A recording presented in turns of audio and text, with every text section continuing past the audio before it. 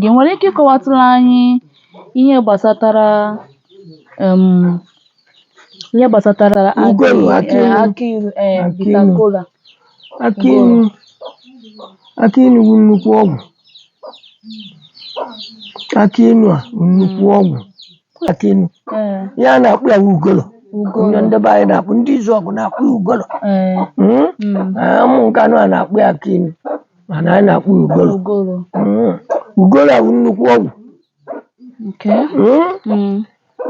Onye bụ ọgwụ ụkwara a na-aticha na ndị ọcha na-egwe na-eti ya, ọ na-adụ ka kapsụl.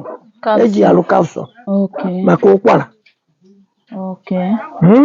Akị ilu a ịkpụrụ ya n'ọnụ, ije lilie poizin egbo ya. Akị ilu na-emerụ poizin. Mmadụ ilie nze ma ịkpụrụ ya n'ọnụ, ihe nyere ọ gaghị atụ. Akị ilu a ọ na-eji agwọkwa ụkwara. Onye ụkwara tụrụ, ị na-akpụ ya n'ọnụ. Akị ilu a idebe agwọ ga-abatabeghị. Agwọ enweghị ike ịbatabeghị. Itinye n'akpa were jewe ọrụ, agwọ agaghị afụ. Agwọ fụrụ ọ tara ọga dị ire. Ọ nnukwu ọgwụ ka ọwụ. Antibiotic. Nyawa antibiotic.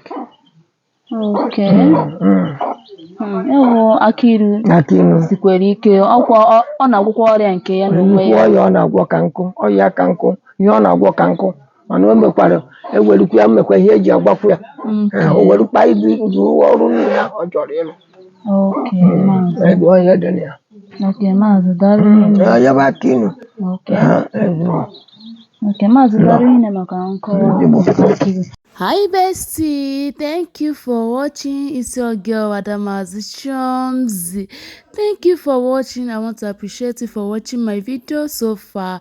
I want to appreciate you for sharing my video, for commenting, for your likes.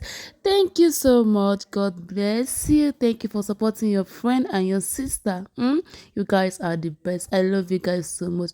So if today is the first time you are coming across my video, kindly follow this page because we learn a lot for this my page. I know the post yet thing. If you never watch any of my video, just go to my previous video and see what I'm posting. You will love it. For those of you sending me message in my DM, 1 or 2, don't worry, I will attend to you guys. This thing is not easy. A lot of message to attend.